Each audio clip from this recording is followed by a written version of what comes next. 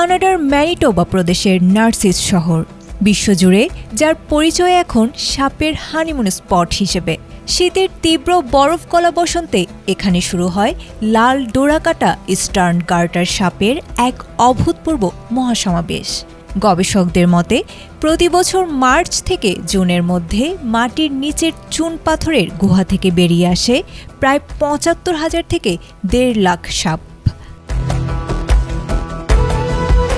দীর্ঘ শীতকালীন ঘুম বা হাইবারনেশন শেষে তাপমাত্রা বাড়তেই প্রথমে ডেরা ছাড়ে পুরুষ সাপগুলো। এরপর যখন স্ত্রী সাপেরা বের হয় তখন তৈরি হয় প্রকৃতির এক অবিশ্বাস্য দৃশ্যপট। শত শত পুরুষ সাপ একটি মাত্র স্ত্রী সাপকে ঘিরে তৈরি করে এক জটলা, বিজ্ঞানীদের ভাষায় যাকে বলা হয় মেটিং বল।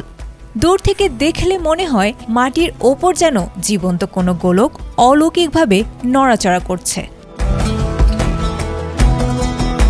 ভীতিকর এই দৃশ্যই এখন যেন বিশ্বের বাঘা বাঘা জীববিজ্ঞানী এবং প্রকৃতিপ্রেমী পর্যটকদের জন্য অন্যতম বড় আকর্ষণ। তবে এই মিলন যাত্রায় একসময় বিষাদের ছায়া ফেলত পাশের মহাসড়ক।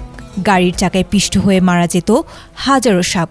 পরবর্তীতে পরিবেশবাদীদের উদ্যোগে সড়কের নিচে তৈরি করা হয়েছে বিশেষ আন্ডারগ্রাউন্ড টানেল ও সুরক্ষা বেড়া, যা বর্তমানে সাপেদের নিরাপদ যাতায়াত নিশ্চিত করেছে। বিজ্ঞানীরা বলছেন, নার্সিসের এই সমাবেশ কেবল বিনোদন নয়, বরং সাপের প্রজনন ও বাস্তুতন্ত্রের রহস্য উন্মোচনে এক অনন্য গবেষণাগার।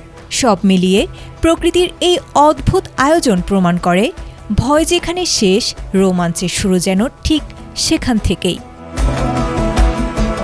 আয়েশা আক্তার, এটিএন বাংলা।